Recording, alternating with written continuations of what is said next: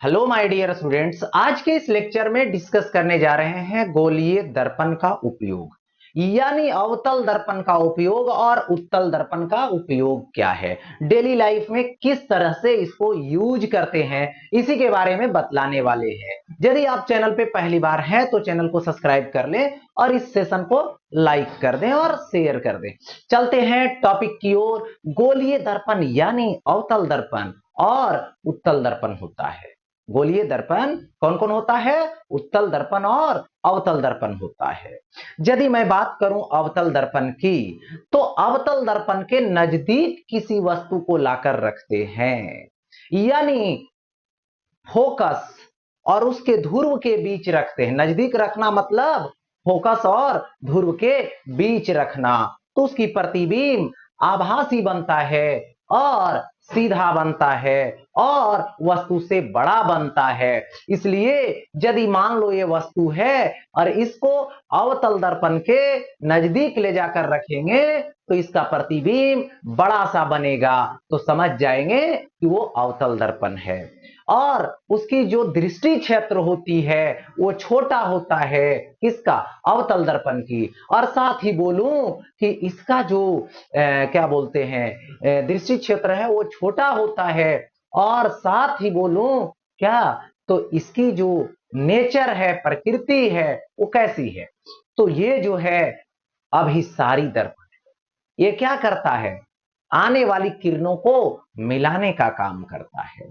लेकिन वही जब उत्तल दर्पण की बात होती है तो उत्तल दर्पण के यदि सामने फ्रंट पे कोई भी वस्तु को रखें तो उसका प्रतिबिंब हमेशा छोटा बनता है और आभासी बनता है, और इसकी जो दृष्टि क्षेत्र होती है वो विस्तृत बनती है, बड़ा सा होता है। तो इन कारणों के कारण अलग अलग सिचुएशन में इन दोनों दर्पण का, यानी अवतल दर्पण और उत्तल दर्पण का उपयोग किया जाता है। इसी के अनुसार डेली लाइफ में इसका उपयोग करते हैं। तो चलते हैं टॉपिक की ओर। अब इसका उपयोग की बात करने वाले हैं, तो पहले अवतल दर्पण का उपयोग बतलाने वाले हैं। देखिए, तो इसमें क्या होती है, दाढ़ी बनाने के यानी जो दर्पण है जिसको शेविंग मिरर कहते हैं, उसके रूप में इसका उपयोग किया जाता है। इसमें क्या होती है, खास बात होती है कि ये दर्पण रहा, ये क्या रहा? दर्पण रहा। और इस दर्पण की ये यहां पर ध्रुव रहा और यहां पर इसकी फोकस हो गई, और यहां पर एक वस्तु को लाकर रखो, यानी ये वस्तु रहा ए बी। और यहां से अब क्या होगी, किरणें चलेगी, समानांतर जाएगी, जो फोकस से गुजरेगी और ध्रुव के पास गई, जितना कोण पर जाएगी उतना ही कोण से वो परावर्तित हो जाएगी। तो इधर कोई कटने की संभावना नहीं है, तो इसको पीछे ज्वाइन कर दो, ऐसे यहां पर कट किया, ये प्रधान अक्ष से इसको ऐसे मिला दो, ये प्रतिबिंब बन गया ए डैश बी डैश। यही कंसेप्ट शेविंग मिरर में होता है। जब अपने फेस को क्या करते हैं, दर्पण के नजदीक रखते हैं, यानी पोल और फोकस के बीच रखते हैं, तो उसका प्रतिबिंब आभासी बनता है, सीधा बनता है और बड़ा बनता है, जिसके कारण शेविंग करने में आसानी। ये कंसेप्ट यहां पे लगता है। चलते हैं अब आगे की। डॉक्टर के द्वारा सिर दर्पण यानी हेड मिरर के रूप में, जब देखिए कान के डॉक्टर, नाक के डॉक्टर, ये सब के डॉक्टर जो हैं अपने सिर पर, देखिए माथे पर एक दर्पण लगा के रखते हैं, वो दर्पण होता है अवतल दर्पण। उसका काम क्या है, उसके ऊपर लाइट लगा रहता है, लाइट जो है से आती है, इस पर पड़ती है, तो ये जो है से फोकस करवाता है कहां पे, कान देखना है तो कान में, नाक देखना है तो नाक में, ठीक है। इस तरह से क्या पड़ता है, प्रकाश पड़ता है, फोकस होता है वहां पर, तो प्रतिबिंब क्लियर दिखाई देता है, क्योंकि ब्राइटनेस ज्यादा दिखेगा, क्योंकि कन्वर्ज करेगा, ये मिलाएगा लाइट को एक जगह पे, फोकस करवाएगा, जिससे देखने में आसानी। तो डॉक्टर लोग इस तरह से अपने सिर के ऊपर लगा लेंगे, मरीज को देखेंगे, लाइट आएगी, रिफ्लेक्ट होकर के, परावर्तित होकर के, कान देखना है तो कान में, नाक देखना है तो नाक। अब आगे बढ़ते हैं। देखिए दांत के डॉक्टर के द्वारा, जैसे सपोज कीजिए ऊपर वाले दांत में प्रॉब्लम है, ठीक है, और उसको देखना है, तो डॉक्टर लोग क्या करेंगे, ऐसे अवतल दर्पण लगा के दर्पण में देखेंगे तो बड़ा सा भी दिखेगा और क्लियर दिखेगा और आसानी से देख भी लेंगे। तो ये जो है से दांत के डॉक्टर के द्वारा इसका उपयोग किया जाता है। हेडलाइट के रूप में, अब देखिए हेडलाइट के रूप में, देखिए होता क्या है कि जो गाड़ी है उसके हेडलाइट जो लगा हुआ रहता है बल्ब, उसके पीछे एक कटोरा जैसा रिफ्लेक्टिंग सरफेस, परावर्तक सतह लगा होता है, ठीक है, जो अवतल दर्पण की तरह कार्य करता है और उसी के फोकस पर रख दिया गया है, वहां पर बल्ब लगा दिया गया।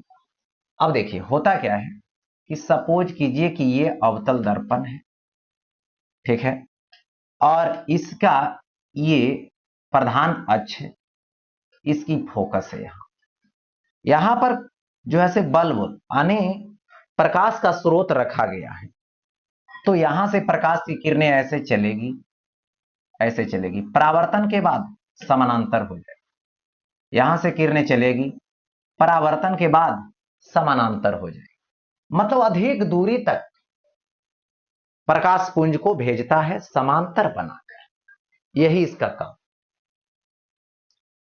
आगे बढ़ते हैं। ऑप्थाल्मोस है ना, ऑप्थाल्मोस्कोप है में, देखिए ये क्या है कि आंख के डॉक्टर यूज करता है। इस जो है से यंत्र में क्या होता है, अंदर में लगा रहता है अवतल दर्पण और उस पर प्रकाश की किरणें पड़ती है, तो अभी कैसे फोकस पर रखेंगे प्रकाश स्रोत को तो पड़ेगी तो समानांतर रूप में जाएगी और वही आंख के नेत्र द्वार से होकर रेटिना तक पहुंचेगी, ठीक है, जिससे क्या होगा, लाइट की मात्रा ज्यादा होगी तो ब्राइटनेस ज्यादा दिखेगा और चेक करने में सुविधा हो। तो यही है यंत्र है आंख को देखने के लिए, है ना, ट्रीटमेंट के लिए, है ना, जो देख करके ट्रीटमेंट करते हैं डॉक्टर लोग, जिसका नाम है ऑप्थाल्मोस्कोप और इसमें अवतल दर्पण यूज किया जाता है। अब आता है सौर भट्टियां, सोलर फर्नेसेस। देखिए ये क्या है, सुना होगा कि अवतल दर्पण का उपयोग सोलर कुकरों में किया जाता है। सोलर कुकर का क्या काम है, खाना बनना, उसमें खाना कैसे बनेगा, उष्मा ऊर्जा से बनेगा, ठीक है, तो प्रकाश की किरणें जो सूर्य से आ रही है वो तो समानांतर आ रही है और ये अवतल दर्पण पर समानांतर रूप में आकर पड़ती है, तो वो क्या करता है, फोकस करता है एक बिंदु पर, और सब किरणें जब एक बिंदु पर फोकस होगी तो निश्चित है कि ऊर्जा की अधिक मात्रा एक साथ होगा और ऊर्जा की अधिक मात्रा होगी, उसमें ऊर्जा की अधिक मात्रा होगी तो वहां पर उष्मा ऊर्जा अधिक मिल रहा है तो निश्चित तौर पे खाना बनेगा। तो इसका काम है सोलर कुकरों में लगाना, ठीक है, वहां से आने वाली प्रकाश की किरणों को सोलर कुकर के पास फोकसित करना, है ना, मिलाकर रखना, ये हो गया। अब आता है उत्तल दर्पण का उपयोग।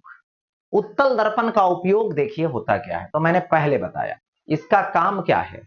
उत्तल दर्पण जो है वो अपसारी दर्पण है, फैलाने का काम करता है, विस्तृत विस्तृत दृष्टि क्षेत्र बनाता है, ठीक है, उसके आधार पर इसका उपयोग डेली लाइफ में किया जाता है। तो सबसे पहले देखिए ट्रैफिक प्रबंधन, ट्रैफिक प्रबंधन में देखिए होता क्या है, जगह जगह पर जो है से जहां ट्रैफिक रहता है वहां पे इस तरह से उत्तल दर्पण बड़ा सा लगा दिया, है ना, और अच्छे से अधिक दूरी तक, माने वाइड रेंज तक, चौड़ाई रेंज तक देख पा रहा है इसमें कि कौन जो है से सिग्नल तोड़ करके जा रहा है, कौन नहीं जा रहा, वो यहीं से देख लेता है। तो इसमें एक दूसरा होता है साइड दर्पण के रूप में, जो ड्राइवर लोग होते हैं उसके बगल में क्या लगा रहता है, उत्तल दर्पण लगा होता है जिसको साइड मिरर के रूप में बोला जाता है। साइड दर्पण के रूप में। वो क्या करता है, पीछे का व्यू देखता है, विस्तृत दृष्टि क्षेत्र बनता है, छोटा सा प्रतिबिंब बनेगा, छोटा छोटा प्रतिबिंब बनेगा, है ना, और वो आसानी से पीछे देख लेगा दूरी तक, ठीक है, चौड़ाई तक, कि कौन सा गाड़ी पीछे से आ रहा है, किस तरीके से आ रहा है, साइड देना है, ठीक है, या नहीं देना है, वो सब इसमें से वो देखता है। क्या उस गाड़ी की पीछे वाले की एक्टिविटी है, ठीक है, तो ये सब चीजें इस साइड मिरर के रूप में देखता है। अब देखिए सड़क पर लगे लैंप में, इस तरह से देखिएगा, सड़क पर लगा हुआ लैंप रहेगा और उस लैंप जो लगा हुआ रहता है, सोर्स जो लगा हुआ रहता है, स्रोत जो प्रकाश स्रोत लगा हुआ रहता है, उसके पीछे में ऐसे दर्पण लगा हुआ रहता है, रिफ्लेक्टिंग परावर्तक सतह लगा हुआ रहता है, जो इस तरह से अप कर्व जैसा दिखेगा, उत्तल जैसा दिखेगा, जो लाइट को चारों तरफ फैलाने का काम करता है। तो सड़क पर लगे लैंप में इसका उपयोग किया जाता है, लाइट को फैलाने में, अपसरित करने में। ओके, तो इस तरह से गोलीय दर्पण का उपयोग समाप्त हुआ, यानी गोलीय दर्पण का उपयोग यानी उत्तल दर्पण का उपयोग और अवतल दर्पण का उपयोग।